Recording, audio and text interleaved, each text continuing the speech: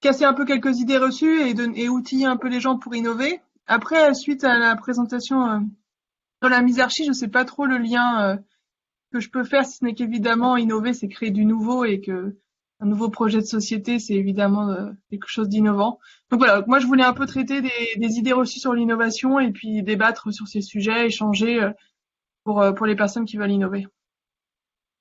Merci beaucoup. On passe à Cécile et Saïd sur le village écolo. Yep. Donc moi, la petite présentation, hein, c'est ce village d'écotourisme, hein, pour être plus exact. Pour l'instant, ça a pris cette forme-là, qui est issue de réflexions sur les changements de mode de vie, l'envie de basculer sur un mode de vie alternatif, et puis et surtout l'envie de démarrer en mode expérimental, puisque pour l'instant, il n'y a pas d'expérience de longue durée qui nous permette de savoir comment ça tourne dans la réalité et la pratique. Le vivre, quoi. Voilà. Merci beaucoup. Yael, qu'est-ce que tu nous as prévu? Faut que je me démute. Dans l'atelier que j'ai prévu, l'idée c'est de définir les exigences qui sont liées à un système de rémunération sain. Donc, on va partir sur plusieurs exemples de types de rémunération et essayer de sortir de là les exigences. Donc, voilà, c'est la réflexion et du cas pratique. Super, merci. Donc, comme ça, c'est une des questions. Moi, j'ai prévu un atelier sur Draftio. Donc, pour toutes les personnes qui n'ont pas accès à Draftio, ça va être compliqué de suivre. Et donc, j'ai la Comment c'est question possible? pour toi. Il y a aussi quelqu'un qui dit donc il y a Cécile D qui dit qu'elle n'a pas accès à Draftio et veut savoir s'il y en a besoin pour Montessori Extended. Oui, il y a besoin, mais comment c'est possible de ne pas avoir accès? C'est juste Je sais l'URL. pas. Après, vous pouvez vous. Je pense que c'est parce qu'il y a des euh, gens qui utilisent leur Tu rentres en téléphone tant et que. pas leur Ah non, ordinateur. attends, il faut être sur Chrome. Si vous n'êtes pas sur Chrome, ça marche pas. Oui, il faut être Ça sur marche Chrome en moins bien. effet. Il faut vraiment être sur Chrome. Et l'idéal, c'est quand même d'avoir un PC parce que déplacer les trucs, déplacer les Ouais, ouais, post-it sur un téléphone, c'est compliqué. Mais en tout cas, Mm, voilà, pour répondre à la question qu'il y avait dans le chat, mm, oui, il faut avoir accès à Draftio pour Montessori Extended et pour ouais. l'atelier sur la rémunération. Pas autorisé PC Pro. Ah ouais. Bon, ben, sur téléphone du coup, mais il va falloir zoomer, dézoomer. Ça va pas être très très fun pour toi. Ok, merci Yael. On passe à Tiffen. Tiffen, pardon. Tiffen, qu'est-ce que tu nous as prévu? Allô, allô, allô? Elle est pas là. Ok, c'est pas grave. De mémoire, c'est quelque chose qui. C'est la mise en pratique hein, d'une technique de l'éducation populaire. De mémoire, c'est le débat mouvant. Elle vous a préparé ça, donc sur cette question. Est-ce que les salariés doivent participer aux décisions stratégiques? Est-ce que dans l'Assemblée, il y a des personnes qui, suite à ces échanges, ou même avant, qui sont venues avec un thème qu'ils aimeraient réfléchir avec d'autres personnes ici? C'est le moment de vous démuter pour nous faire part de votre envie de discuter sur un sujet. Alors, on peut le rajouter vraiment sans souci, il y a encore des espaces disponibles.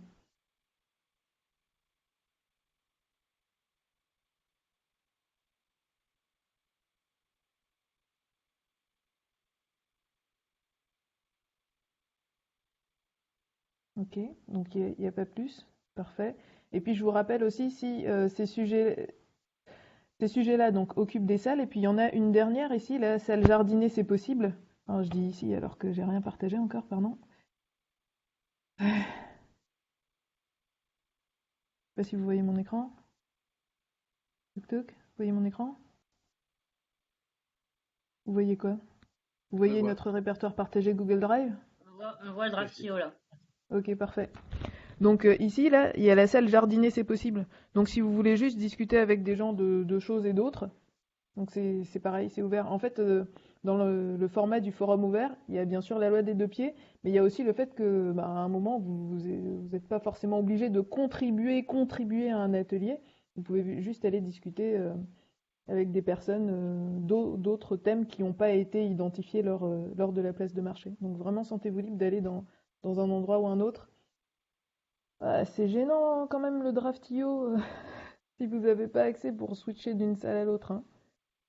Je peux mettre le lien dans le Blue Jeans pour les personnes qui veulent aller dans une salle en particulier et ça va ouvrir une URL. Donc pareil sur Chrome ou Firefox. Typiquement pour donc innover en pratique, ce sera ici sur Blue Jeans et la salle bleu blanc ruche. Je sais pas, ça dépend de. Enfin, et puis je vous copierai le lien de la salle ou alors je vous les mets toutes maintenant. Ouais, je vais les mettre maintenant. C'est bon pour tout le monde. On se retrouve à midi, heure du Québec, 18h, heure de Paris, pour faire une clôture et voir quel sujet on pourrait aborder demain. Et si on garde la même structure avec une intervention d'Emmanuel, je sais pas, un quart d'heure après le début par exemple, au lieu d'avoir une intro de 30 minutes, on aurait une petite intro de 15 minutes histoire de s'assurer que tout le monde va bien. Et puis on redémarrerait pareil avec les questions qui restaient sur la mise archi. Et puis après, on se rééclate en X ateliers. Donc ça, on fera ce vote-là à 18h. C'est bon? Oui. Super. Bah, c'est parti alors. On se retrouve à midi ou 18h. À tout à l'heure. Et moi, je copie le lien des salles dans la discussion de Blue Jeans.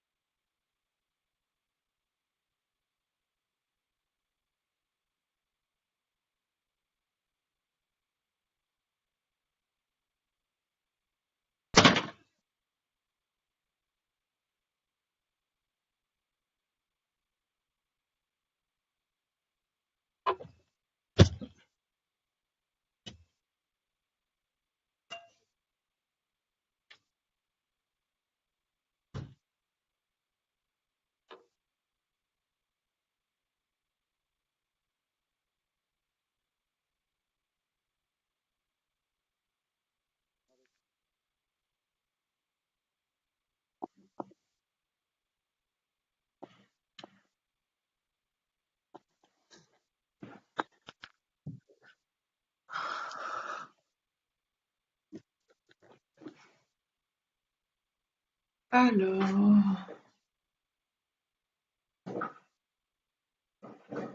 j'y suis moi ou pas? Ouais, t'es sur Blue Jeans, c'est bon, Carole. Ah ok, je suis sur la bonne salle? Ouais, toi tu bouges pas, c'est bon, hein. Ok, ok. Ça marche. Non mais je vois... Ah oui, je vois le draft là. C'est toi qui partages ton écran. Ouais, là je partageais mon écran, ouais, je faisais le Ah copier-coller des ok. différentes salles. Ok, cool. Donc là, il y a 16 personnes. Bonjour les 16 personnes. Ouais, c'est ça. Est-ce que vous pouvez... Ah, mais je suis dans la grande salle ou... Je comprends rien, moi. Oui, t'es dans la grande salle, oui, t'es dans la grande salle. C'est Ah ça. ok.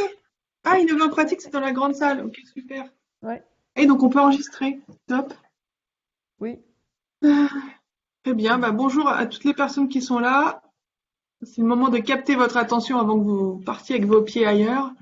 Euh, Est-ce que vous pouvez dans le chat vous présenter rapidement et me dire si vous avez déjà des questions, sachant qu'on je les traiterai pas tout de suite, mais genre, comme ça donne une idée un petit peu. Pendant que Mise aussi gère les Ouais. personnes qui veulent aller ailleurs, Désolée. pas de problème. Du coup, Bon, j'arrête mon partage. euh, D'accord. ok, d'accord, pas de souci. Et moi, on me voit ou pas? Moi, je te vois. Je sais pas pour les Ok. autres. Moi, je me vois pas, je sais pas, mais est-ce que j'ai ma coupe du week-end là? Comment je fais pour me voir? Alors, attends, je repartage mon écran. Comme ça, je- c'est les petits tuyaux Blue Jeans. Ici, quand il y a un partage d'écran, il y a un curseur qui te permet Ok, de choisir droite-gauche si tu veux voir la ouais. présentation des personnes. Et puis, tu dois avoir un petit sigle comme ça. Si tu as toute la barre du bas, ben, tu vas te voir. Et si tu as un petit carré en bas à droite, en recliquant dessus, quand tu cliques ici, tu vois ou pas? Non. Bon, Bon, tant je pis. vais, je vais le voir à un moment. Ok, bon bah, vous voyez, c'est ça qui compte. Donc moi, donc n'hésitez pas dans le chat à vous présenter et ou à voir si vous avez déjà des questions, des interrogations. Moi, je voulais commencer par une première idée reçue sur les 5. La première, c'est souvent on se dit pour innover, il faut avoir une bonne idée. Et en fait, non. Parce qu'une bonne idée, ça n'existe pas vraiment, parce qu'une bonne idée, finalement, c'est une idée qui marche au moment où on l'a fait, une idée qui est faisable aussi, parce qu'on peut avoir une très bonne idée au 19e siècle, mais on n'a pas les moyens technologiques pour la réaliser. Et donc, tout ce qui est créativité, c'est vraiment important. Mais une idée, elle est ni bonne ni mauvaise, c'est juste une idée qui va fonctionner ou pas, qui va être utilisée ou pas par les personnes qui vont la voir. Et donc, en fait, une bonne idée, finalement, c'est une idée qu'on teste. Donc, c'est un peu ça que je voulais dire, c'est qu'il n'y a pas de bonnes idées, il y a plutôt des idées qu'il faut tester. Euh, et c'est par le test, donc avec tous les outils d'innovation, et je rentrerai pas dans le détail aujourd'hui, mais on peut si vous voulez, qui permettent de prototyper, de tester, de voir un peu si le réel répond à l'innovation et si les gens sont intéressés. Donc, pour moi, une idée, c'est juste 10% d'une innovation. Ça, c'était un peu la première idée reçue que je voulais un peu. Donc, ne cherchez pas forcément la bonne idée, juste quelque chose qui vous passionne, qui vous sentez un peu au plus profond de vous-même que ça vaut la peine d'être testé. Et là, c'est une idée qu'il faut tester. Et c'est l'épreuve du réel, la matérialisation dans le réel finalement, qui vous dira si elle était bonne à ce moment-là ou pas. Et peut-être que cette idée, elle sera bonne dans 5 ans, peut-être qu'elle sera bonne dans 10 ans, peut-être qu'elle sera jamais bonne, mais finalement, c'est une rencontre, c'est ce qu'on appelle le kéros, quoi. Et le mieux, c'est pas de passer trop de temps sur une idée, c'est plutôt quand on sent qu'on a quelque chose, d'y aller, de tester, un peu comme ce qu'on fait aujourd'hui. Voilà, mise, tu avais l'idée, tu l'as mise en œuvre, elle est ni bonne ni mauvaise en fait. Est-ce qu'elle rassemble du monde? Est-ce que ça crée du plaisir, de l'émerveillement, de la réflexion? Voilà. Donc c'est un peu ça que la première idée reçue. Donc ne cherchez pas forcément l'idée incroyable, mais plutôt dès qu'il y a quelque chose, testez là. Voilà. Donc ça c'est un facile à dire et un peu plus compliqué, mais c'était le premier point.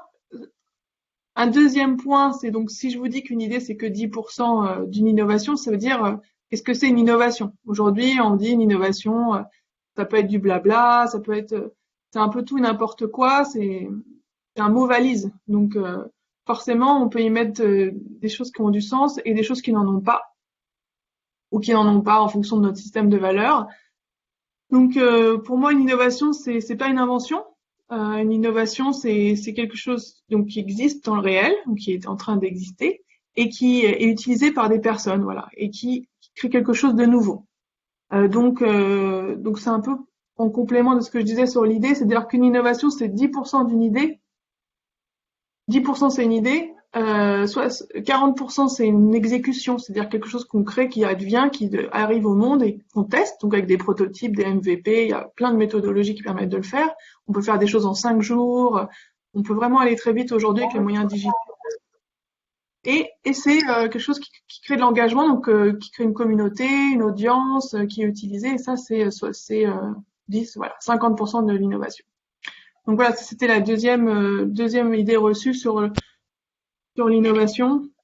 C'est qu'une innovation, c'est pas juste une invention, c'est pas juste une idée, c'est aussi quelque chose qui existe et qui est utilisé par des personnes. Peut-être je m'arrête là pour avoir un petit échange. Donc Mise vérifie que tout va bien. Mais comme il y a 8 personnes encore, donc 6, est-ce que vous avez des remarques par rapport à ce que je viens de dire, des commentaires, ça vous évoque quelque chose de réel ou vous trouvez... Ça m'intéresse d'avoir votre avis.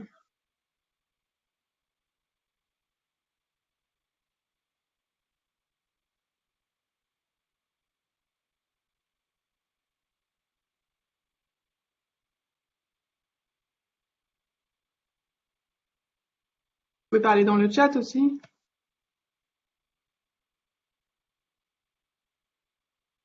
Pour l'instant, moi, je cherche comment me voir. C'est quoi ce bouton?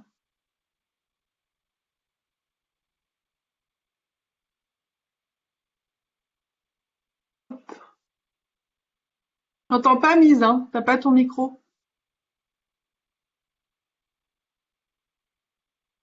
Cécile, Eric, Igligli. Ah, il y a des gens qui comptent en double. Il y a 2 fois Cécile D, il y a 2 fois Léa. On t'entend pas, Mise, hein. Je sais pas si tu... Bon, bah moi, s'il y a personne, je vais pas non plus... je le fais pour la gloire, mais...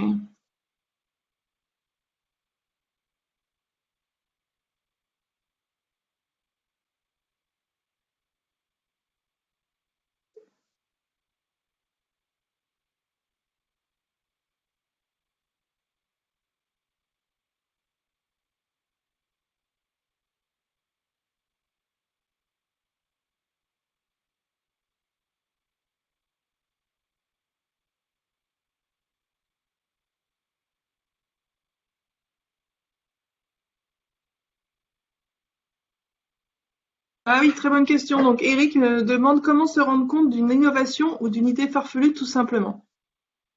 En fait, ça rejoint un peu le premier point. Pour moi, il n'y a pas d'idée farfelue. Enfin, si, il y en a évidemment, mais en tout cas, en soi, pour se rendre compte de ce que ça vaut, il faut la tester. Donc, par exemple, vous avez l'idée, je sais pas, mon père, il a plein d'idées. Donc, la dernière fois, il me dit que ce serait bien de faire des prises plates pour que ça puisse rentrer derrière les meubles. Bon, est-ce que c'est une idée farfelue? Est-ce que c'est une idée utile? Finalement, il faut savoir si les gens vont en avoir besoin.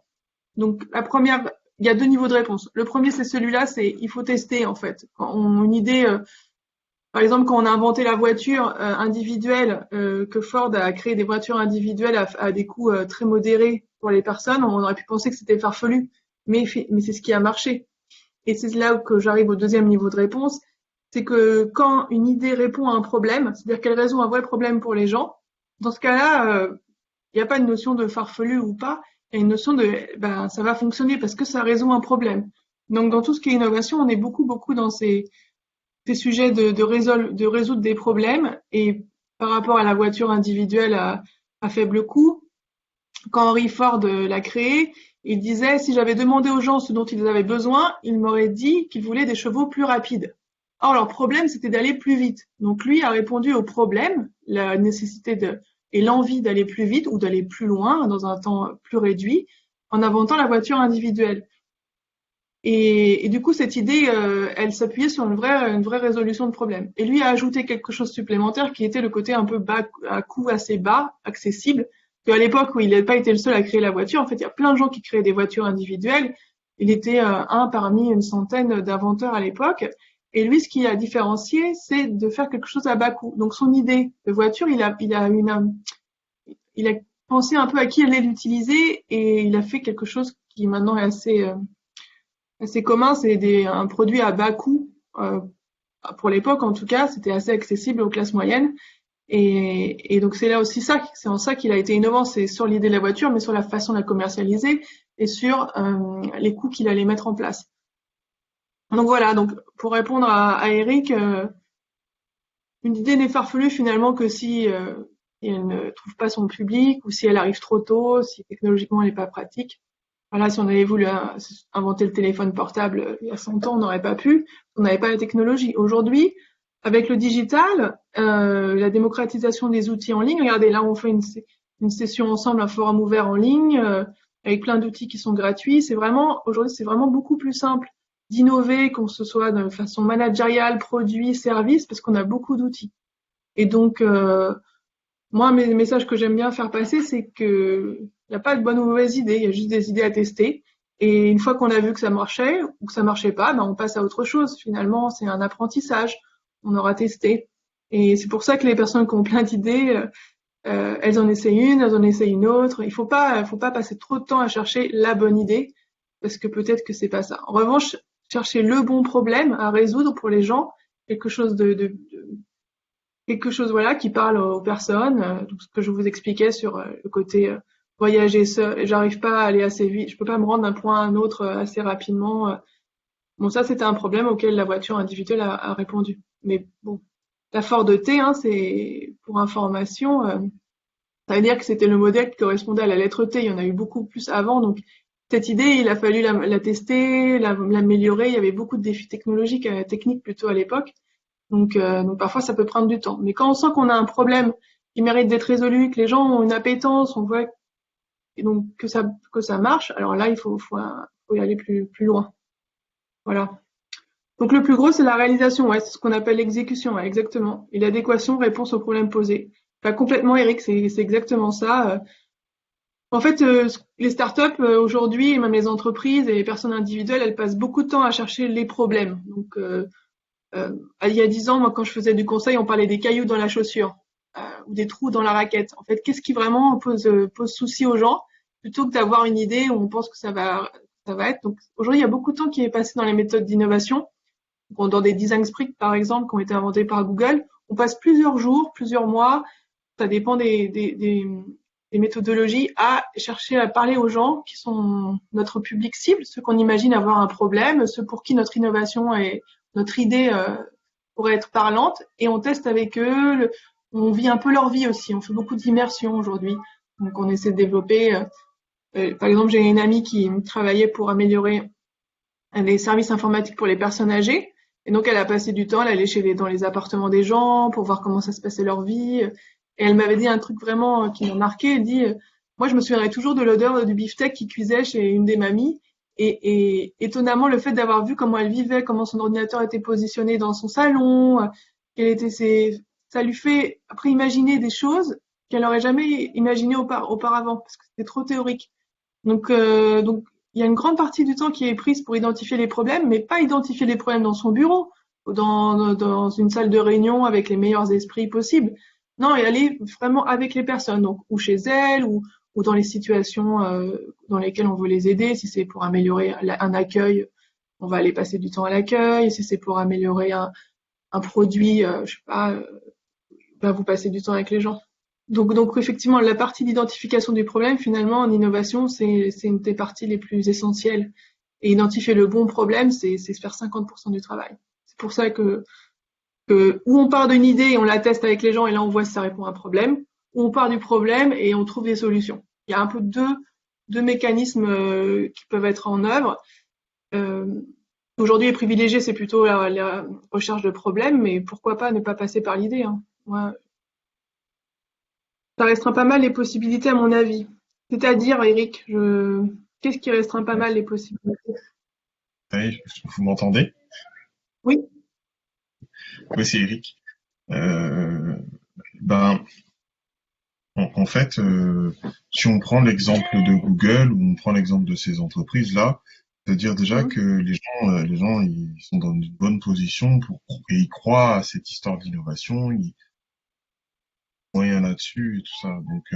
Donc, on a déjà des possibilités, on a déjà à un moment donné des moyens qui nous permettent d'innover. Je prends un exemple tout bête. Ouais, ouais, j'ai fait un peu le tour. Voilà, je suis allé voir autour de moi et tout ça, et j'ai eu plein d'idées. Alors c'est pareil, hein, je fais pas de jugement sur ces idées-là. Je les ai posées sur. Et sauf que j'ai pas le temps en fait, ni pour continuer à travailler dessus, ni pour essayer de tester en fait, juste de tester un test de base. Moi, j'ai pas le temps de faire ça en fait. On va revenir à des choses très très bas niveau, très simples. C'est moi, faut que je paye le loyer, faut que je fasse les courses pour les enfants. Donc en fait, même si dans le cas où on arrive à faire quelques innovations, des fois c'est très mince, mais des fois chez le client on arrive à faire des innovations. Et il y en a d'autres qui me tiennent à cœur. En fait, j'arrive pas à les tester, à les prototyper en fait. Je suis coincé parce que j'ai autre chose à faire. Donc pour moi, ouais, ça signifie que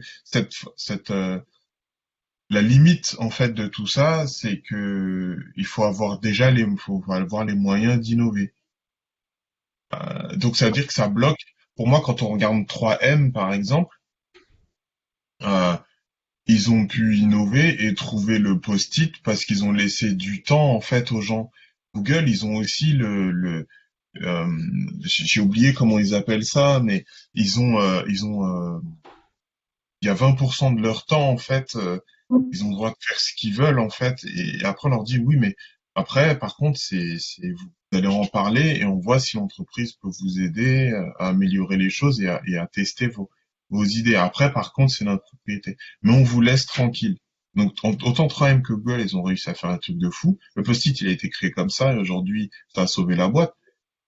Mais pour des gens comme nous qui sont peut-être pour des situations différentes, qui voient des choses différentes que peut-être dans les grosses entreprises ils ne voient pas. Mm. Je pense qu'il y a un certain nombre d'idées, ou je ne vais pas les appeler innovations parce qu'on n'en sait rien encore, mais il y a un certain nombre d'idées en fait qu'on n'arrive pas à tester. Comment? Je sais pas si c'est la question, enfin si c'est le point d'aujourd'hui, mais comment est-ce qu'on pourrait faire pour permettre de tester plus d'idées? Mm. Ouais, c'est très intéressant et c'est très juste. Donc effectivement, le post-it, c'était un chercheur qui cherchait comment créer une nouvelle colle. Donc il s'est trompé en fait, c'était une erreur, ce qu'on appelle la sérendipité. Et puis il a inventé le post-it un peu par erreur. Et donc il y a plein d'inventions comme ça qui sont, on travaille sur un, ouais, et on en voit un autre. Donc lui, cette personne, c'était dans le cadre de son travail. C'était voilà, tous les jours, il allait dans son labo faire des recherches. De même, Edison a créé plein d'innovations, mais pareil, c'était dans le cadre de son métier. Donc il y a effectivement ces personnes-là qui sont dans leur cadre de leur travail, sont là pour innover ou pour trouver des nouvelles choses et ils trouvent une innovation. Donc ça, c'est un mécanisme de sérendipité, souvent en recherche fondamentale. Ça arrive beaucoup. Donc effectivement, là, il y a des moyens, du temps et c'est le 100% de son activité professionnelle, elle est orientée vers ça. Et il y a des personnes comme vous qui ont plein d'idées et qui sont en fait prises par leur quotidien et qui n'ont pas les moyens de les tester. Et c'est pour ça que souvent, je sais pas, ça doit arriver à tout le monde, quelqu'un invente quelque chose, c'est ah mais j'ai eu la même idée, oui. Donc on a tous plein d'idées et ce qui différencie un innovateur, une innovatrice ou un entrepreneur, c'est les capacités à dire bah j'ai cette idée, j'y crois et je mets tout de côté, et je me dédie je fais ça à 100%. Et en fait c'est très difficile de mener des tests et tout ça à côté quoi. C'est d'ailleurs pour ça que les investisseurs, pour les startups, ils financent en général, enfin ils financent toujours des personnes qui sont à 100% dédiées à leur idée d'innovation, donc qui sont à 100% de leur temps sur ce sujet-là, et ils financent uniquement des équipes. Donc en général, il faut être au moins 2 pour avoir une startup, voire 3, c'est préférable, avec des profils complémentaires.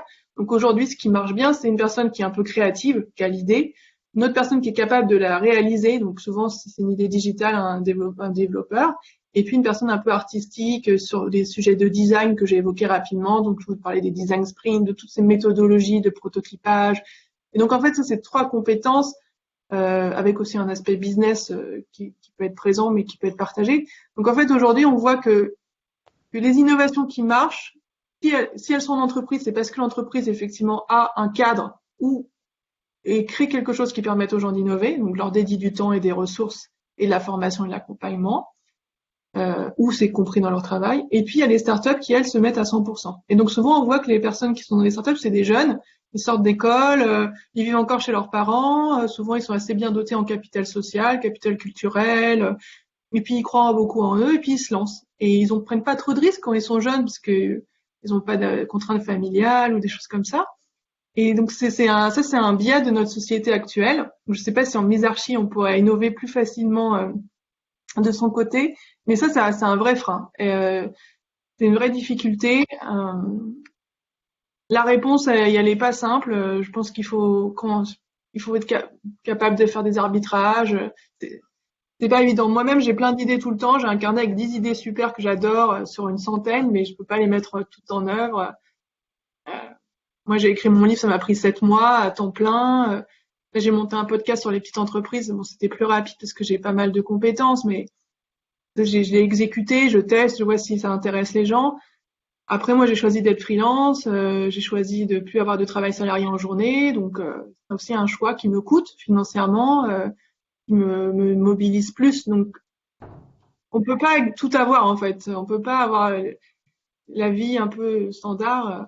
Et on n'est pas tous égaux par rapport à ça, soit en termes générationnels, de moment où on veut le faire, de capacité, de réseau aussi. Il y a toute une question de réseau parce que quand on a une idée, il faut connaître des gens qui sont capables de nous aider à la prototyper. Par exemple, si moi j'ai monté une association à Saint-Martin dans les Caraïbes avec de l'impression 3D, donc où après l'ouragan Irma, on a aidé des gens à faire des petites réparations, donc des petites huisseries, des poignées de porte.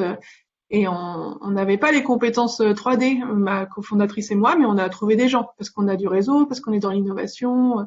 Voilà, donc le réseau, ça peut aider à gagner du temps. Après, moi, plus j'avance dans ces idées-là, et plus je pense qu'il faut dédier 100% de son temps à son idée.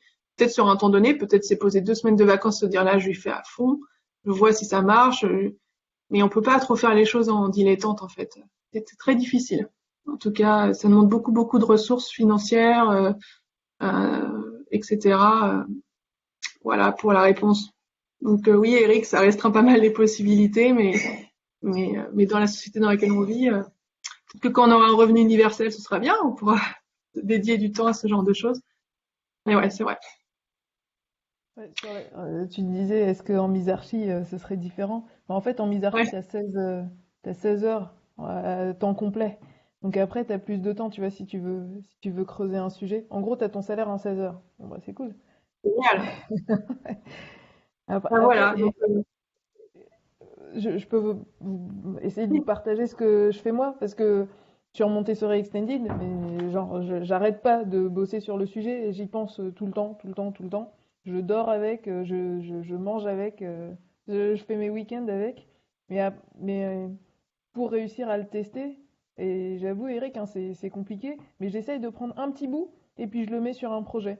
Par exemple, là, il y a peut-être l'opportunité de tester mon baromètre, tu vois, de Montessori Extended. Et là dernièrement, il y a une personne qui m'a demandé de faire une formation de gestion des conflits. Dedans, j'ai mis plan de développement Montessori Extended pour voir comment les gens réagissent. Donc en fait, j'ai découpé mon innovation en tout petit bout et puis je vais le présenter, je vais le tester et je vois comment les gens réagissent, s'ils prennent ou pas. Et j'ai fait mes petites cartes là, ça m'a pris un temps de dingue aussi, pareil.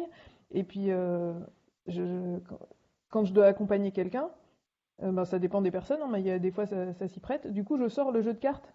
Et puis, je les guide dans leur réflexion avec le jeu de cartes. Comme ça me permet de tester aussi mon jeu de cartes.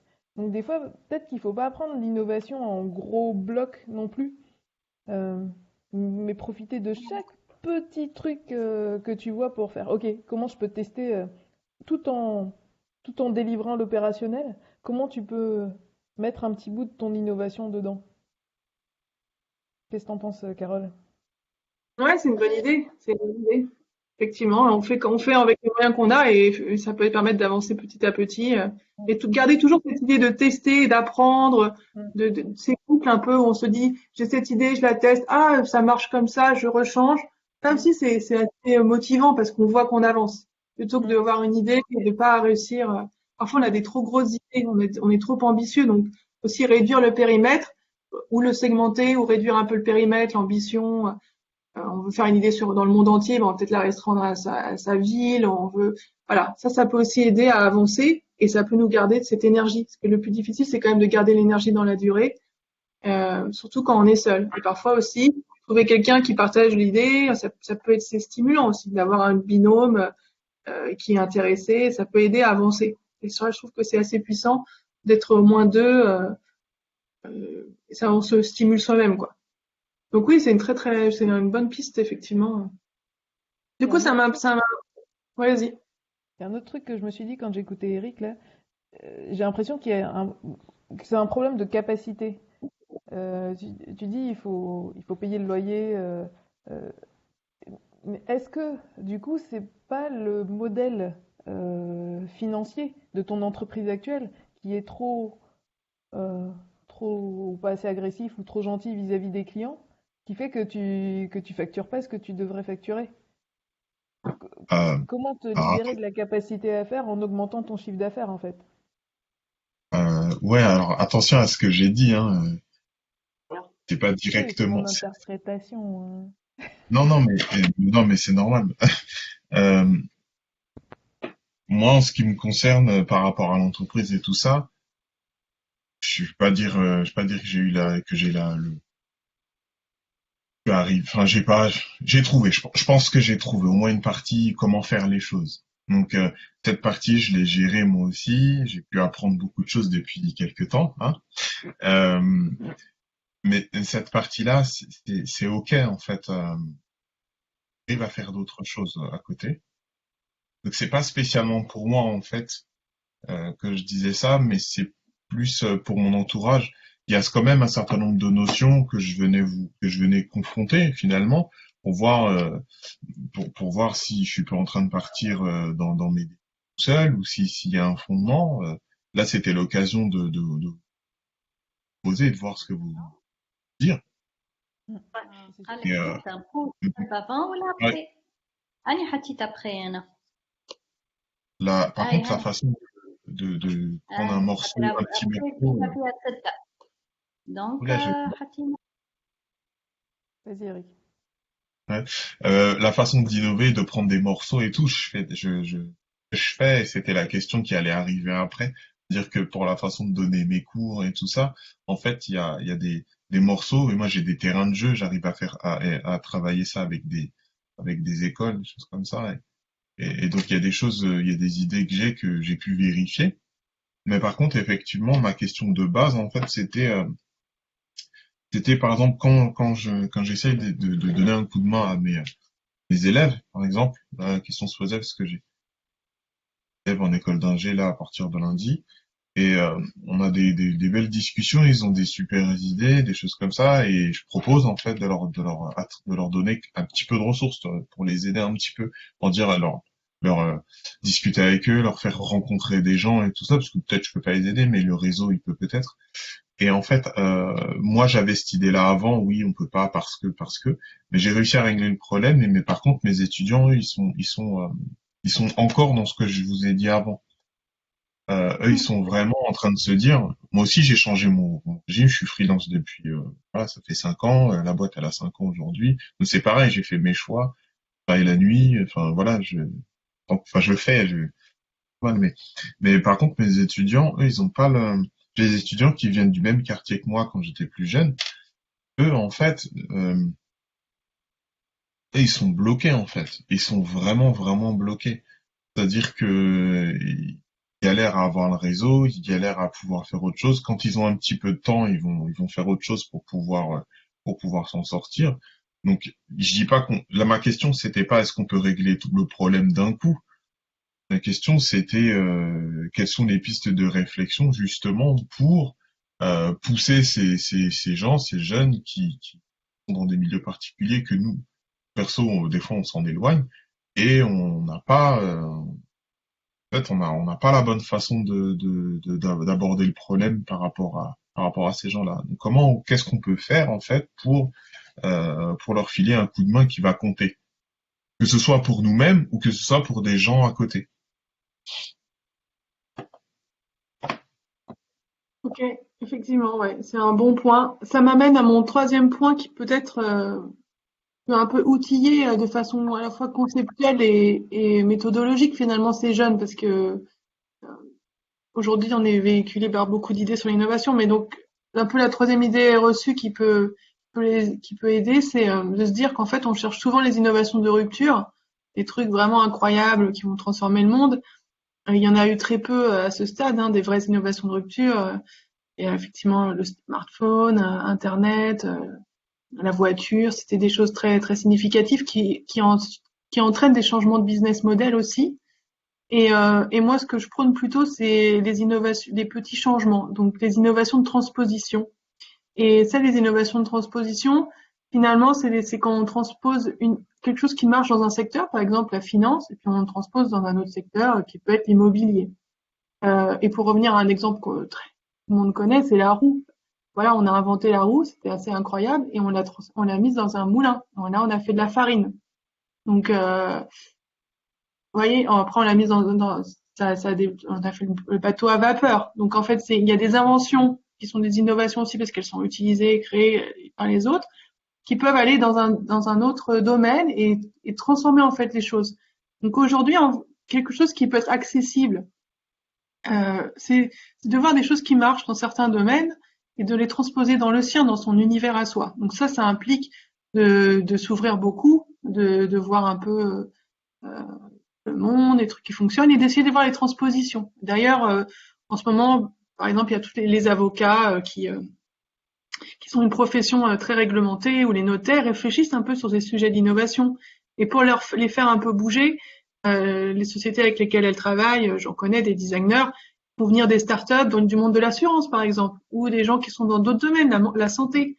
Et c'est comme ça qu'on crée aussi l'innovation, c'est quand des univers se rencontrent et qu'on arrive à transposer quelque chose qui marche. Ça peut être un produit, une façon de faire. Vous voyez, là, c'était la roue. Plein de choses, ou un business model, en fait, c'est une façon de se rémunérer, de créer son argent, et on le transforme en autre chose, dans son univers à soi.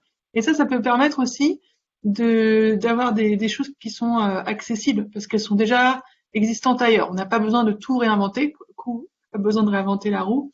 Et ça peut être vraiment quelque chose d'utile. C'est ce que tu fais d'ailleurs, Mise, avec Montessori, finalement. Tu prends une innovation dans le monde de l'éducation et tu la transposes dans le monde de l'entreprise avec tes propres valeurs. Et ça, donc toi, tu pars déjà d'un acquis. Et ça, ces innovations de transposition, on est dans un monde où on le valorise pas trop, mais finalement, c'est quand même super efficace et ça permet de faire quelque chose qui est plus à notre portée, en fait. Quand on est seul ou quand on est à deux, voilà. Donc ça, c'était un peu le troisième point. Ça peut être bien d'outiller les jeunes. Pour Eric, en tout cas, après moi, je connais peu ce milieu-là. Moi, je travaille plutôt en entreprise ou dans le milieu des startups, donc c'est vrai que c'est autre chose. Mais voilà, outiller les gens sur du concept, leur dire que l'idée c'est pas tout, qu'il faut. Ça, ce sont des messages à faire passer qui peuvent aider. Après, moi, j'ai une amie aussi dans un autre domaine qui est prof de chant à Paris, pour des personnes aussi dans des quartiers un peu défavorisés. Et elle me dit que la seule personne qui réussit dans son groupe de chant, alors que il y a plein de gens très doués, c'est celle qui est le plus soutenue par sa famille, en fait. Donc il y a aussi des choses qu'on peut pas, voilà, celle dont les parents l'encouragent et tout, et elle commence à bien percer sur Instagram et tout ça. Donc elle me racontait que voilà, on peut avoir beaucoup de talent, mais il faut aussi avoir un écosystème autour de nous. Donc plutôt familial, évidemment, c'est important, mais aussi des gens qui nous encouragent, qui nous donnent un peu les pistes. Donc ça, bon, moi, je suis pas experte encore une fois. Sinon, voilà, c'était le troisième point, c'était un peu privilégier les innovations de transposition plus que chercher la bonne idée encore. Et pas avoir et l'important, pour rebondir, c'est quand même de résoudre un problème pour les gens. Donc, et d'ailleurs, on voit avec le Covid aujourd'hui, tout ce qui marche bien, c'est communication sur résolution de problèmes. Vous avez un tel problème, voilà comment on peut vous aider à le résoudre. Bon, ça, c'est vraiment les choses qui fonctionnent. Voilà, c'était la troisième chose. Après, un quatrième point qui est un peu plus centré sur l'entreprise, mais je pense que c'est quand même bien d'avoir cette notion-là, c'est d'arrêter avec tous ces fenêtres d'innovation où en entreprise, Eric, tu le mentionnais un peu plus tôt, on privilégie aussi tout ce qui est intrapreneuriat et donc on a ce funnel où on a un entonnoir en fait. On prend plein de gens qui ont plein d'idées, puis petit à petit ils passent des étapes et à la fin on en sélectionne 2 ou 3. Et on essaie de les donc on les a prototypés, on les a testés sur ce. Et puis au fur et à mesure, il y a quand même des gens dans ce entonnoir qui sont un peu broyés parce qu'ils ont des idées, puis finalement elles sont écartées. C'est pas toujours très très clair pourquoi elles le sont. Est-ce que c'est le business model? Il y a des sociétés du CAC 40 qui ne prennent que des projets qui rapportent plus d'1 million d'euros. Enfin voilà, des fois il y a des choses qui marchent, mais c'est pas adapté à grandes entreprises. Donc on a cet entonnoir qui parfois crée beaucoup de frustration parce qu'on leur donne les moyens, mais en fait, petit à petit, on les élimine sur des critères qui sont pas toujours partagés, on va dire. Et donc, en fait, ce qu'il faut privilégier aujourd'hui, mais c'est plus dans un système d'entreprise, mais quand même, c'est l'innovation en essaim, c'est-à-dire de dire qu'on réinjecte les gens dans d'autres structures. Donc, on crée une entreprise agile, et moi, j'aimais bien ce que disait Mise quand on avait discuté, c'est que c'est un mouvement finalement à l'agilité. On n'est jamais agile, de même qu'on n'est jamais innovant en tant que structure. Et créer des systèmes d'innovation en essaim où quelqu'un a fait un projet, comme je disais, ça peut ne pas marcher, mais cette personne-là, elle a acquis quelque chose, donc elle peut être réinjectée dans un autre projet et permettre d'aller plus vite pour l'idée de quelqu'un d'autre. Voyez. Donc ça, c'est un peu trouver des fonctionnements un peu plus agiles, plus participatifs, pour que les gens puissent profiter d'expériences des autres. Donc plutôt privilégier l'innovation en essaim que ce qu'on fait aujourd'hui de façon un peu ingénieure à la française, où des gens discutaient avec une directrice innovation d'une grosse boîte du CAC 40, je disais mais quand même ça broie un peu les initiatives et tout, et elle s'en fichait. Pour elle, c'était juste les produits qui sortaient qui étaient intéressants. Et on voit d'ailleurs que les entreprises sortent très peu de produits vraiment innovants, les grosses entreprises en tout cas, parce qu'elles ont trop d'inertie, mais c'est un autre sujet. En tout cas, voilà, privilégier l'innovation en essaim, les dispositifs où finalement, on s'appuie sur les gens qui apprennent, on les réinjecte dans d'autres projets, et comme ça, on crée quelque chose de très du mouvement, quoi. et d'apprenant aussi, quelque chose d'apprenant, plutôt que de dire je sélectionne. Surtout qu'en coût cumulé, quand on fait un peu les coûts cumulés des projets qui arrivent en fin d'entonnoir, ben ça coûte très cher parce qu'on dépense X argent et puis au final le coût cumulé est extrêmement cher. Le coût cumulé financier est aussi humain. Il y a beaucoup de gens qui partent des entreprises, qui sont déçus. C'est vraiment quelque chose. Mais on a quand même une mentalité d'ingénieur en France. Donc ça c'est un peu dur. Ça c'était un peu la quatrième idée. Et la cinquième, j'essaie de voir un peu par rapport à ce qui s'est dit dans le débat sur la misarchie et tout. On parle beaucoup, j'aimerais bien finir sur la raison d'être. Donc en fait, la raison d'être au niveau d'une entreprise, on voit c'est pourquoi l'entreprise existe en dehors de faire de l'argent. Et puis la raison d'être au niveau d'une personne, c'est qu'est-ce qui nous motive nous. Enfin, ce que je disais un peu sur l'innovation, qu'est-ce qui nous fait vibrer, quelles sont nos valeurs, qu'est-ce qu'on veut transformer dans la société. Et donc en fait, c'est quand on a cette colonne vertébrale à l'intérieur, qu'on sait pourquoi on fait les choses. Après, on peut avoir plein d'idées, plein de tests. Après, c'est un peu naturel et on s'adapte. Là, moi, j'ai interviewé pour mon podcast Benjamin Combe qui a les ateliers durables. Il a monté ça il y a 5 ans et lui, son objectif, c'est d'améliorer le bien-être des salariés dans l'entreprise. Donc lui, il bosse avec des directions RSE et tout. Et sa colonne vertébrale professionnelle et personnelle, elle est claire. Moi, je veux aider les salariés à aller mieux en entreprise. Il y a le Covid, ça change pas grand-chose finalement, c'est en ligne, des gens, mais c'est parce que il a sa direction. Et une fois qu'on a une direction forte, qu'on sait pourquoi on fait les choses, on ne veut pas juste avoir une idée pour gagner de l'argent ou quelque chose qui nous porte un peu. Et ben là, finalement, c'est assez clair comment on innove, pourquoi on le fait. On arrive à dédier du temps. On arrive à le faire parce qu'on est persuadé que ce qu'on fait, ça a du sens. Ça, c'est à titre individuel. Et parfois, ça devient une entreprise parce que finalement, c'est une mission qui devrait avoir une entreprise et pas l'inverse. C'est pas une entreprise qui fait de l'argent qui doit tout d'un coup se dire ah mais en fait pourquoi on le fait, c'est quoi nos valeurs, c'est quoi. Tout ça, c'est un petit peu bullshit finalement. Quand on a une mission soi-même et qu'on arrive à grandir et à en faire une entreprise, on garde ça. C'est simple. Et la raison d'être aujourd'hui, on fait beaucoup de rétro-engineering pour la trouver, parfois à raison, mais parfois c'est très superficiel parce qu'on s'est perdu en final dans des grandes structures. Et donc ce que je voulais dire, c'est faut pas chercher la raison d'être pour la raison d'être, il vaut mieux trouver une mission qui nous passionne, nous fait vibrer et en créer après une entreprise, une start-up ou même un hobby. Moi, j'ai créé une association à Saint-Martin, c'est pas mon cœur de métier, mais j'y dédie du temps et tout parce que j'ai l'impression de faire un truc utile en fait. Et j'utilise l'impression 3D parce que j'adore les technologies émergentes. Moi, je trouve qu'il y a plein d'outils, que ce soit la réalité virtuelle, la réalité augmentée, la 3D, le biomimétisme, l'intelligence artificielle, tout ça. Ça, c'est juste des moyens, de même que l'innovation n'est qu'un moyen. Une fois qu'on a cette colonne vertébrale, c'est ça le plus important. Et après, finalement, faut faire un travail un peu d'introspection pour trouver ce qui nous fait vibrer. Parce que travailler, en fait, c'est pas non plus la joie. Moi, j'aimerais bien travailler que 16 heures par semaine. C'est génial. Et faire que des choses qui me font vibrer, où j'ai pas de pression financière. Donc c'était un peu ça les 5 points que je voulais aborder avec vous pour finalement vous outiller ou pour partager tout simplement et conforter des convictions que vous avez sur l'innovation aujourd'hui c'est quoi et comment on peut le faire ensemble quoi. Après moi dans mon livre pratique j'ai 22 fiches, il y a beaucoup plus de choses dont on pourrait parler mais ces 5 points-là ils me semblaient vraiment essentiels. Voilà, on n'est plus que 5. Eric est toujours là ou... Oui, Eric, toujours là. Eric est là. Et si on veut le transposer, justement, ça, tes 3 clés les 5 clés de l'innovation, pardon, si on veut le transposer à l'innovation managériale, genre. Ah oui. C'est-à-dire à l'innovation. Comment on peut innover de façon dans le management ou... Ouais, comment on peut faire changer le mode de fonctionnement de l'entreprise? Parce que pour le moment, on peut pas toucher à la rémunération. En tout cas, ça peut pas être du Big Bang. On peut pas former les gens pour qu'ils changent de posture d'un coup. C'est pas du Big Bang encore, par les managers. Donc, comment on fait pour y aller petit à petit? Avec les petits pas là, comme tu dis. Ouais. Et c'est une question, je réfléchis. Moi, c'est super juste. Moi, mon livre, par exemple, quand j'ai commencé à l'écrire, à faire le plan, je me suis dit, bon, c'est quoi le plus important? Et finalement, j'ai dit, c'est l'humain. Et si on change pas d'état d'esprit en entreprise, on peut pas vraiment innover au sens où moi, j'entends quelque chose d'émancipateur, utile, et puis qui rapporte de l'argent parce que on est dans un système où il faut que ça en rapporte. Mais avant tout, c'est l'état d'esprit. Et donc, l'innovation managériale, elle est au cœur de tout ça.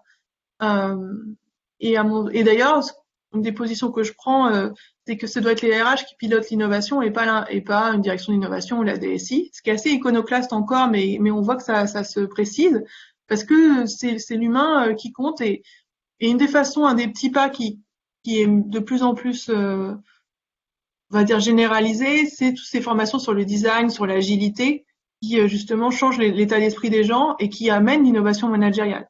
Donc, en fait, il y a deux façons de le faire. Il y a où je commence à travailler à outiller les gens de façon conceptuelle et pratique, notamment l'encadrement supérieur. C'est souvent ça qui manque parce on utilise les gens en dessous, mais quand les encadrants ils sont toujours dans une mentalité gestionnaire, là, c'est démotivant et on n'arrive pas à avancer. Donc, il faut réussir à toucher toute la ligne hiérarchique et surtout le haut de la ligne. Et, euh, et donc ça, pour moi, c'est les RH qui doivent piloter. Et puis il y a l'autre façon de faire qui a été faite pendant plusieurs années, mais là on commence à revenir, c'est faire plein de petits prototypes, de petits tests et tout ça, euh, et en disant ça va entraîner l'innovation dans la structure. Mais comme la structure elle est pyramidale, il y a plein de jeux d'acteurs, enfin voilà, on va pas refaire la sociologie des organisations, mais ça on s'est aperçu que ça marchait pas. Donc, à mon avis, il faut faire les deux. Il faut montrer que ça marche dans les faits, de façon innovante, et il faut beaucoup former les gens sur la durée, voilà. Donc c'est pas super, j'imagine que tu savais déjà, mais à mon sens c'est ça que je développe un peu dans le truc. Et donc on peut aussi créer des espaces. Enfin, l'espace en lui-même de travail, ça reflète un peu ce que c'est les valeurs d'entreprise et tout, l'innovation, les open space, tout ça. Bon, mais oui, ouais, les RH, je pense outiller les gens conceptuellement et opérationnellement. Et après il y a une autre action. Moi je suis dans il y a un groupe qui s'appelle Key People où moi j'avais fait mon stage il y a longtemps quand j'étais à HEC, et eux ils font beaucoup de formations à la culture générale des hauts dirigeants. Et pour eux, finalement, ouvrir les gens à la culture générale, au changement de paradigme que le monde traverse, c'est des personnes qui sont des dirigeants d'entreprises ou de structures publiques, peu importe, qui sont pris quand même dans la gestion de leur structure et qui perdent un peu cette idée, le monde comment il est, enfin les choses importantes et tout. Donc il y a aussi cette idée de former à la culture générale. Et dans ce club-là, tous les mois, ils se rencontrent à un dîner, ils ont de la culture générale, c'est quoi la culture, ils parlent de je sais pas quelle guerre, la guerre de 100 ans. Et ça donne de la profondeur aussi à une personne qui est en position de pouvoir, en fait, qui a une autorité, et ça peut l'aider à changer son état d'esprit et à être plus ouverte. Voilà, il y a plein d'histoires un peu sympas de Décathlon, du président de Décathlon qui avait fait un voyage d'un an en Inde et qui est revenu, il a transformé l'entreprise Libérée. C'était mentionné Liberté et compagnie. Moi aussi, j'ai adoré ce livre. C'est un des livres. J'avais des citations dans mon bureau quand j'étais manager de Liberté et compagnie. Et j'ai essayé de mettre ça en place et tout. Et donc, en fait, aussi des changements personnels. De s'ouvrir, c'est important. Donc, c'est un mix de plein de choses. Mais voilà un peu ma réaction à ce que tu dis. Merci beaucoup. Et là, il y a un autre truc qui m'est venu quand tu parlais, là, ça m'a rappelé ce que disait Emmanuel Decaisse au tout début. Il a dit, on peut pas tout changer d'un coup, tu vois, on peut pas changer l'ensemble de l'organisation. Du coup, il y allait par petites communautés. Il a dit, je peux pas changer 10 000 personnes en même temps.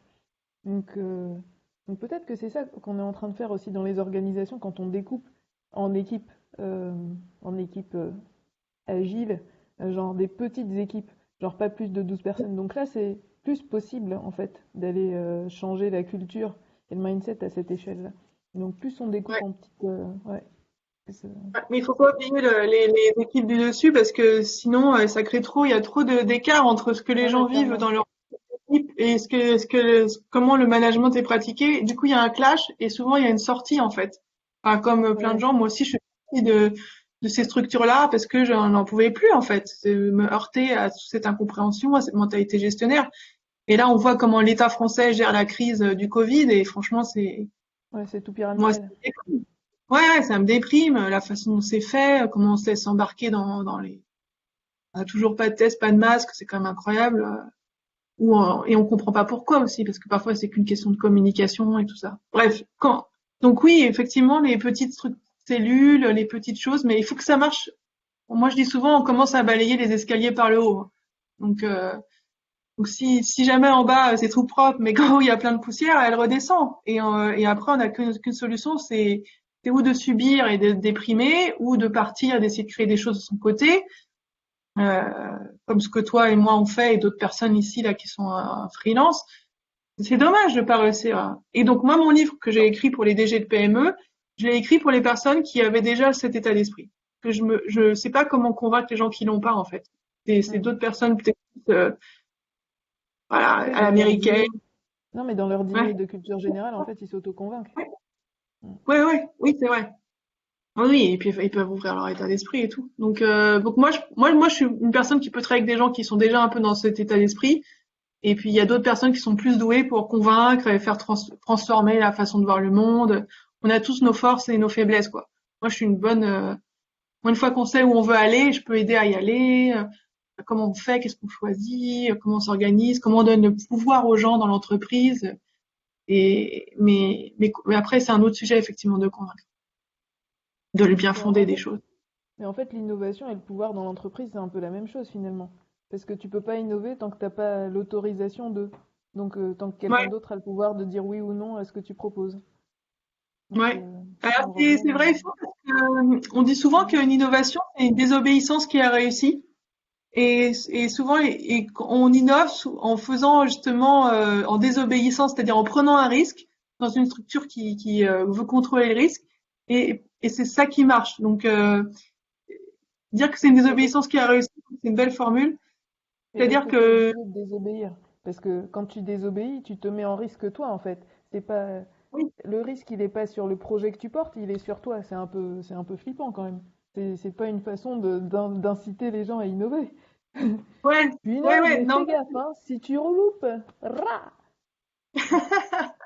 ouais, bah, c'est un peu ce que tu sais, c'est un peu tout l'esprit du hacking aujourd'hui. On a eu beaucoup, c'était il y a 2, 3 ans, on parlait beaucoup du hacking en entreprise, les activateurs, tous ces gens qui hackent, donc qui font des petites choses dans leur coin et qui après réussissent à les faire reconnaître par le haut. Moi, par exemple, j'ai créé un laboratoire d'innovation en Seine-Saint-Denis pour le département. Je l'ai fait sans demander d'autorisation. J'ai d'abord fait mes sprints créatifs, j'ai fait mes prototypes toute seule et après j'ai fait, oh, en fait, j'ai fait ça et ça marche super et on m'a dit bravo. On aurait pu me dire, ah non, c'est nul. Et donc là, j'aurais dit bon bah tant pis, j'aurais été déçue. Mais, mais en tout cas, dans l'entreprise telle qu'elle est aujourd'hui, c'est vrai qu'il y a beaucoup de gens qui arrivent à innover en désobéissant, au sens où en prenant des risques, en disant pas, en ayant des stratégies de contournement. Et ça a ses limites, on l'a vu. C'est pour ça qu'on parle moins de tout ce qui est hacking et tout ça. Je trouve, c'est parce que à un moment, on se heurte au système, à la structure, à ce qu'on disait, quoi, aux dirigeants qui sont toujours dans le monde d'avant, hein, ou dans des positions de pouvoir, un peu à l'ancienne, quoi. Moi, si tous ces gens-là, ils pouvaient s'en aller. Oui, mais C'est pas parce il y a une forme de malhonnêteté là-dedans, je trouve. Parce que C'est Donc, vrai? quand on est aujourd'hui, quand on est au boulot et qu'on demande, par exemple, on dit ah ben j'aimerais bien une augmentation parce que je fais tel ou tel poste. Je fais, je fais, je gère telle ou telle fonction et tout ça. Ben on le voit bien dans la formule que j'utilise. Hein, et déjà, donc là, je demande dans les entreprises, pas dire bon bah ok, je te donne ta chance et t'as la responsabilité qui va avec et tout ça, c'est super rare. La plupart du temps, il faut hacker le système un petit peu et déjà montrer qu'on a fait des choses pour un peu forcer la main et dire ouais mais regarde en fait ça vaut le coup. Maintenant est-ce que tu peux officialiser le truc? Donc c'est mm, marrant parce que en fait ils sont dans la position où ils disent ouais, mais je peux pas te donner si tu fais pas déjà. Et moi il faut que j'ai une petite sécurité, il faut que je puisse aller voir, enfin c'est des excuses à 2 balles, mais il faut que je puisse moi justifier que je ne sais quoi. La vérité, c'est que avant d'obtenir le mandat vrai, eh ben on a déjà prouvé qu'on sait faire les choses. Donc comment qu'on prouve? C'est qu'on fait. Donc en fait, finalement, le système d'aujourd'hui, il y a une partie qui est malhonnête parce que finalement on peut hacker quand ça arrange l'autre, mais quand ça l'arrange pas, il faut pas. Hmm. Ça, c'est problématique à un moment donné. S'ils voient que tu as hacké, attention. Ben, c'est ça le truc. Moi, Il j'adore faut ça. réussir Moi, à je faire sais les que, deux en même temps. euh,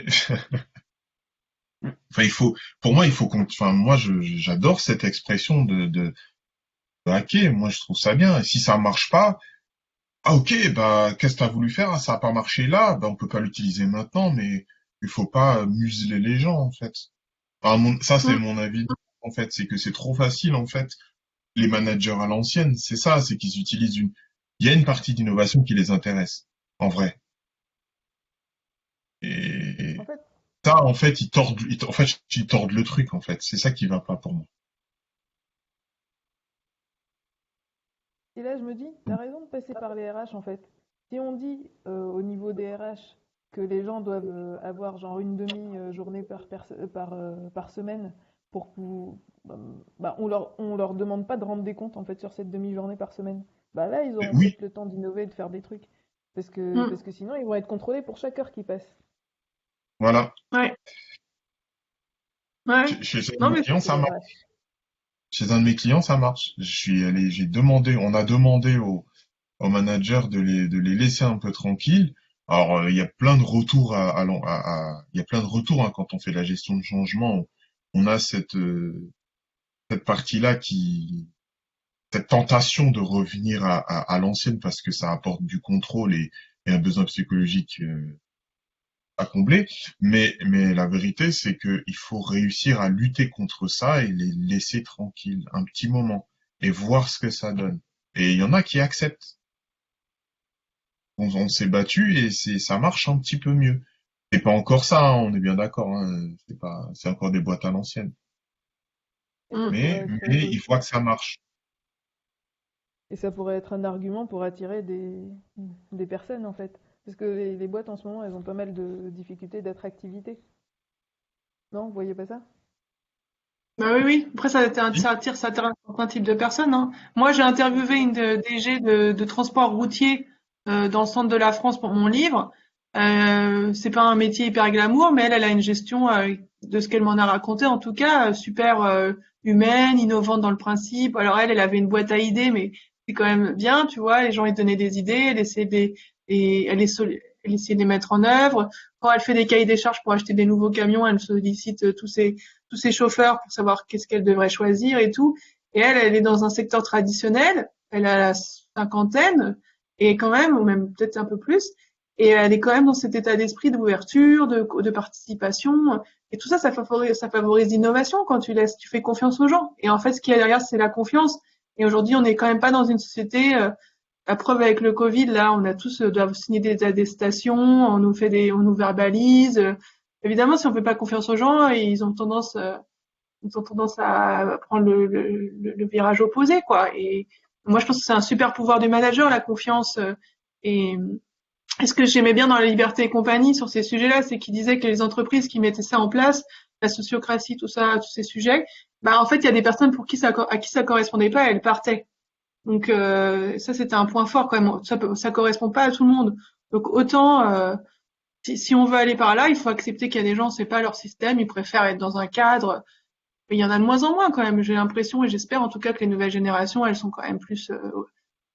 C'est rien, je les connais pas, mais, mais de ce qu'on lit, elles sont quand même un peu plus portées sur les sujets de société, des choses qui ont du sens et tout, et une certaine liberté dans le travail et une certaine souplesse.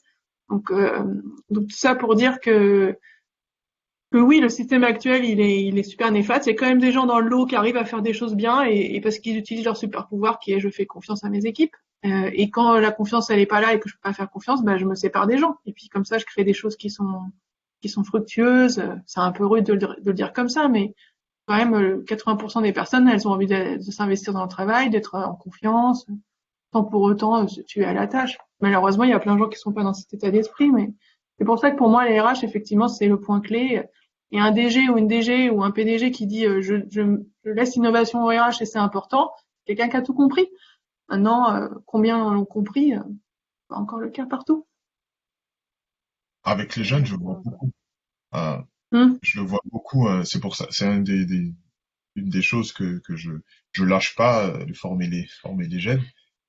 Sous couvert des hautes technologies et tout, en fait, j'arrive à discuter pas mal avec eux, de voir ce qu'ils veulent. On a régulièrement, dans chaque session de cours, une heure, tous les 2 jours, on a une heure et demie où on discute de ça, en fait. Mon cours, il est pas calibré pour faire toute la journée.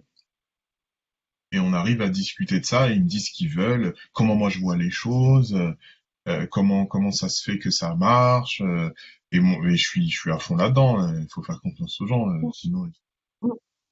Et du coup, on partage avec les jeunes, et les jeunes ils partent dans travail, en stage et tout ça, avec cette idée-là, et surtout elle est confortée. C'est-à-dire ils entendent quelqu'un qui leur dit non mais c'est continuer, c'est pas du bullshit, c'est vrai, c'est comme ça qu'on est meilleur dans le travail et dans sa vie de tous les jours. Donc Mm. bah moi aujourd'hui, c'est pour ça qu'il y a quelques écoles en fait qui veulent pas me lâcher, hein. Ils disent que mes cours sont bien, c'est cool, mais je pense que c'est surtout parce que je parle avec leurs études. Mm. Tu donnes quoi comme cours? Je fais de la virtualisation, de la sécurité et du cloud computing. D'accord. Donc derrière le cloud, il y a beaucoup de débats d'idées, de la liberté des gens qui travaillent, tout ça, la confiance qu'il y a derrière quand on peut accéder à la ressource de n'importe où. Tu mets du cloud en place et derrière tu veux que les gens soient devant toi, ça a aucun sens. Enfin, Mm. c'est Ah oui. complètement stupide. Ouais. C'est pareil pour Voilà, la c'est un. sécu. Mm. Hmm. Non, non, par association d'idées, je pensais au télétravail. On voit ça polarise en fait.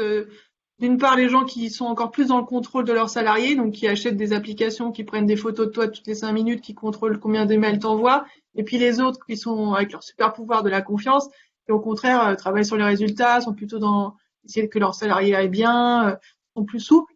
Et je trouve que là, le Covid, ça polarise les deux. Et donc ça me faisait penser quand tu parlais du cloud et d'avoir les gens en face.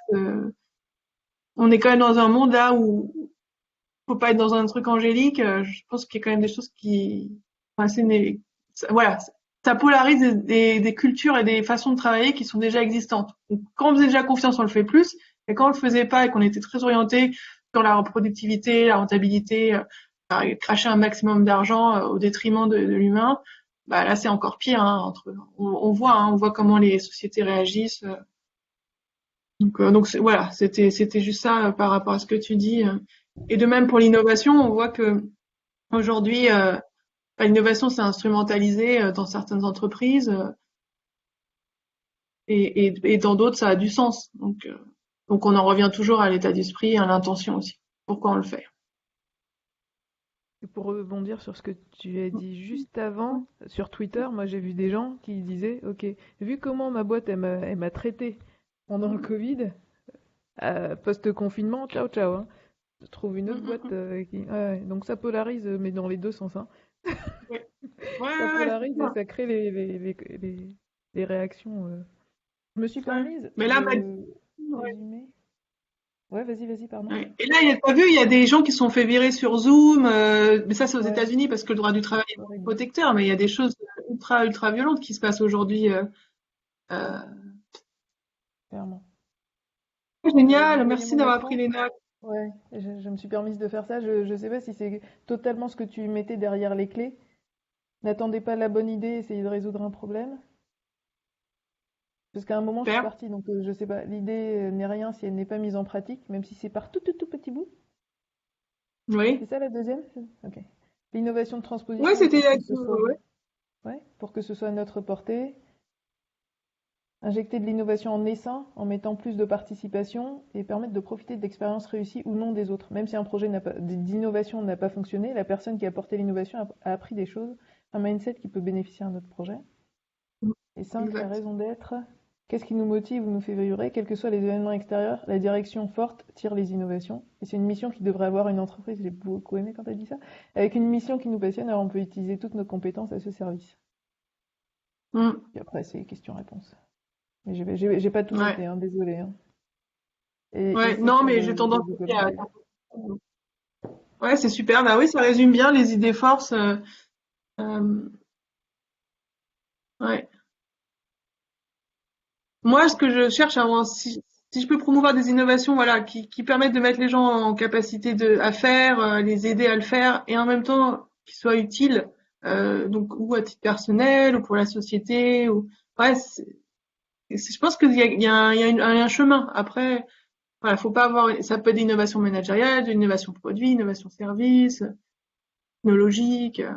Souvent, il y a du digital aujourd'hui dans les innovations parce que ou c'est un outil au service de l'innovation ou c'est au cœur du projet, mais c'est pas ça l'essentiel finalement. C'est pourquoi on le fait. Et il faut tester. Sinon, c'est juste une idée comme une autre et on peut dire ah oui, j'avais la même idée. Bah oui, mais bon. Bah, en fait, tu sais ce qui s'est passé moi, pour Montessori? Parce que justement, il y a plusieurs fois où je me suis dit, ah ben, j'avais eu cette idée-là. Ah ben, j'avais eu cette idée-là. Puis là, j'ai checké, j'ai fait, y a personne qui a eu l'idée encore? Vas-y, je la prends ce coup-ci, j'y vais. Rah! J'accroche et je lâche pas. Yes, t'as bien. Même s'ils n'y croient pas les autres, je m'en fiche. Moi, j'y vais quand même. Ouais, et puis il faut savoir si tu vois que ça t'aura appris des choses et si c'est pas ça, peut-être ça donnera lieu à un autre projet, un autre produit. C'est en le Ouais, faisant finalement qu'on appelle pivoter dans le monde des startups. Donc on parle beaucoup ouais. de ça. Le pitch, c'est comment tu présentes ta résolution de problème, la magie que tu mets dans ta solution. Donc ça, c'est très formaté. Et puis il faut toujours dire, et à un moment j'ai pivoté, j'ai compris que c'était vers là que je devais aller. Donc en fait, c'est beaucoup, tout est très très formaté et donc c'est le fameux pivot où on dit ah j'avais, grâce à mon travail, j'ai réussi à changer ou de business model ou de service ou de produit, tout ça. Par exemple, il y a un service qu'on utilise beaucoup, mais ça m'échappe. Il y a plein de choses qu'aujourd'hui on utilise, mais qui sont pas les idées premières des entrepreneurs. Ils faisaient quelque chose et puis ils ont inventé un chat. Bah Slack, voilà, Slack ça a été inventé. Il y avait une entreprise de photos, je crois, et le mec était passionné. Et puis ses salariés, ils ont inventé un petit chat entre eux. Et puis c'est devenu un produit. Mais au début, c'était pas l'idée principale. C'est juste, ça s'est fait parce qu'ils étaient dans un état d'esprit dynamique, justement où les gens créaient des choses. Et donc, faut pas s'accrocher non plus trop à son idée, même s'il faut se donner à fond. Et puis quand on voit que ça fonctionne pas ou qu'il faut changer, c'est là qu'on pivote, qu'on arrive à, ou dans le business model ou peu importe. Donc, je trouve que c'est bien cette démarche de test and learn finalement. Et c'est voilà. Donc c'est très bien résumé, oui. Ah, c'est cool, merci. Ouais, je suis pas sûre d'avoir mis la partie discussion et dîner. Ouais, si. Que ça aussi, ça Si tu a l'as l'air mis, d'être quelque chose d'important. ouais, bah c'est tout ça, c'est toute la culture générale. Et d'ailleurs, tu vois, celui qui fait ses dîners, il m'a dit, Carole, tu veux pas, on crée un club ensemble, direction d'innovation, tu Grave, me lis. grave. Ouais, mais bon, je sais pas si je vais le faire. Il faut trouver 10 personnes Faut qui voir sont sur motivées. où elle est dans la liste. C'est ça. J'essaie de voir ce qui, moi, me motive le plus, tu vois, parce Yes. qu'il faut choisir, c'est renoncer. Ouais. Et j'ai un peu de mal, comme tu vois, dans mes communications diverses et variées. J'ai plein d'idées. Donc, il y a Warren Buffett là qui est bon, il est ce qu'il aime et il dit si t'as 25 idées, ben t'en vires 24 et t'en travailles qu'une seule. Et c'est un peu ce que Ouais. je disais tout à l'heure, il faut réussir à se donner peut-être pas à 100% ou au moins idéalement si à 100% à un truc quoi. Maintenant, il y a des contraintes personnelles et tout et moi j'aime bien faire plusieurs choses en même temps. Mais ouais, tu vois, par exemple là je pourrais créer un club d'innovateurs et tous les mois j'irais faire des dîners débats sur sujets de culture générale.